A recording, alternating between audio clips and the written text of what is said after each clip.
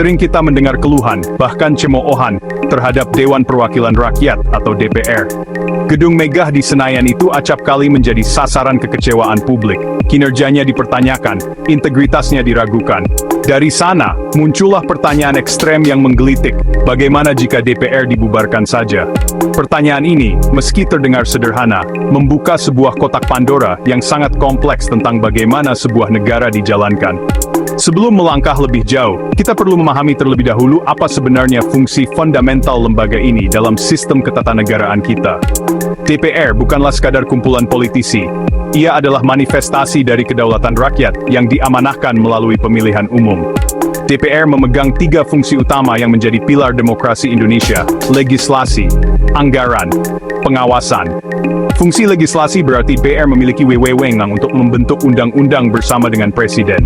Setiap aturan yang mengikat kita semua, dari hukum pidana hingga kebijakan ekonomi, harus melewati perdebatan dan persetujuan di lembaga ini.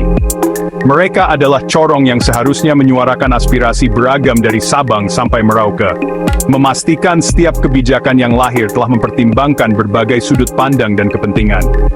Tanpa proses ini, kekuasaan untuk membuat aturan akan terpusat pada satu tangan. Sebuah kondisi yang sangat rentan terhadap penyalahgunaan. Selanjutnya adalah fungsi anggaran. Setiap rupiah uang pajak yang kita bayarkan, alokasinya ditentukan melalui persetujuan DPR. Pemerintah mengajukan rancangan anggaran pendapatan dan belanja negara, namun DPR lah yang memiliki palu untuk mengetuk setuju atau tidak. Mereka membahas secara detail setiap pos anggaran, mulai dari pembangunan infrastruktur hingga alokasi dana pendidikan dan kesehatan. Fungsi ini menempatkan DPR sebagai penjaga gawang keuangan negara, memastikan anggaran digunakan seefektif mungkin untuk sebesar-besarnya kemakmuran rakyat. Terakhir, dan tak kalah penting, adalah fungsi pengawasan. DPR bertugas mengawasi jalannya pemerintahan yang dipimpin oleh Presiden. Mereka berhak memanggil menteri untuk meminta keterangan, membentuk panitia khusus untuk menyelidiki suatu isu, hingga menggunakan hak interpelasi atau angket jika menemukan dugaan pelanggaran yang dilakukan oleh eksekutif. Fungsi ini adalah mekanisme checks and balances yang vital. Ia memastikan bahwa pemerintah bekerja sesuai dengan koridor hukum dan tidak bertindak sewenang-wenang. DPR menjadi mata dan telinga publik untuk memastikan kekuasaan eksekutif tidak absolut dan tetap berada di jalur yang benar. Sekarang, mari kita berandai-andai. Hari ini, 2 September 2025, DPR resmi dibubarkan. Apa yang akan terjadi esok hari? Hal pertama yang muncul adalah kekosongan atau vakum legislatif. Tidak akan ada lagi lembaga yang sah untuk membuat undang-undang. Tidak akan ada lagi lembaga yang sah untuk merevisi undang-undang. Tidak akan ada lagi lembaga yang sah untuk mencabut undang-undang. Pemerintah memang masih bisa berjalan, namun mereka akan terbelenggu oleh aturan-aturan lama yang mungkin sudah tidak relevan dengan tantangan zaman. Jika ada kebutuhan mendesak untuk membuat aturan baru, misalnya untuk mengatasi krisis ekonomi, misalnya untuk mengatasi pandemi, kekuasaan akan terpusat di tangan eksekutif. Tanpa DPR, Presiden akan menjadi satu-satunya pemegang kekuasaan untuk membuat aturan. Kemungkinan besar, Presiden akan mengeluarkan peraturan pemerintah pengganti undang-undang secara terus-menerus untuk mengisi kekosongan hukum. Namun, Perpu sejatinya bersifat sementara dan harus mendapat persetujuan DPR untuk menjadi undang-undang permanen. Tanpa adanya DPR, Perpu akan menjadi sumber hukum utama yang absolut. Ini membuka gerbang menuju pemerintahan yang otoriter.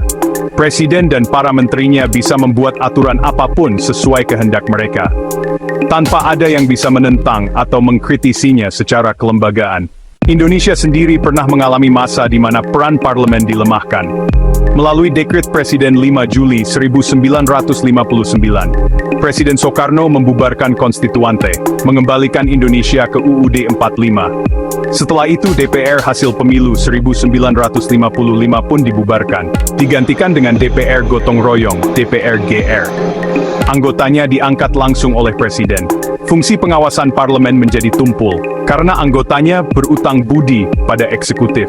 Kekuasaan menjadi sangat terpusat di tangan Presiden, yang kemudian melahirkan era demokrasi terpimpin.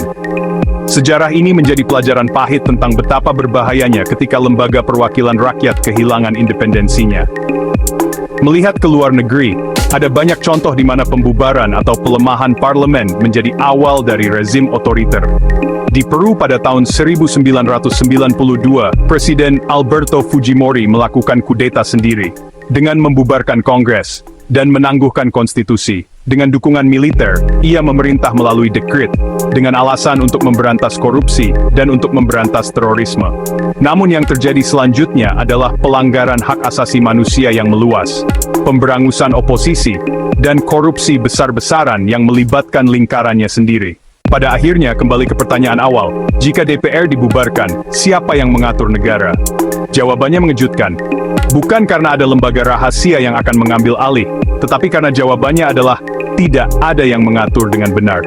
Yang akan muncul adalah kekuasaan tunggal di tangan presiden atau junta militer, yang memerintah tanpa pengawasan, tanpa perdebatan, tanpa perwakilan.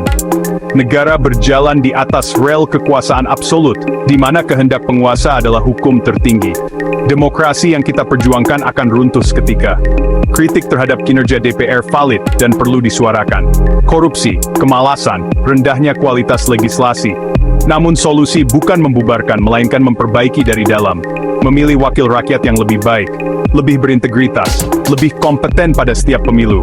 Memperkuat pengawasan publik, menuntut transparansi, menuntut akuntabilitas dari mereka di Senayan. Membakar lumbung padi bukan cara bijak membasmi tikus. Keberadaan DPR adalah keniscayaan dalam demokrasi modern. Ia adalah arena tempat berbagai kepentingan dinegosiasikan secara damai. Tanpa arena ini, perbedaan diselesaikan di jalanan, melalui kekerasan. DPR adalah katup pengaman sosial, memungkinkan transisi dan perubahan terkelola, melalui mekanisme hukum dan politik, bukan kekacauan. Ia adalah pilar, meski terkadang keropos, menopang bangunan demokrasi kita.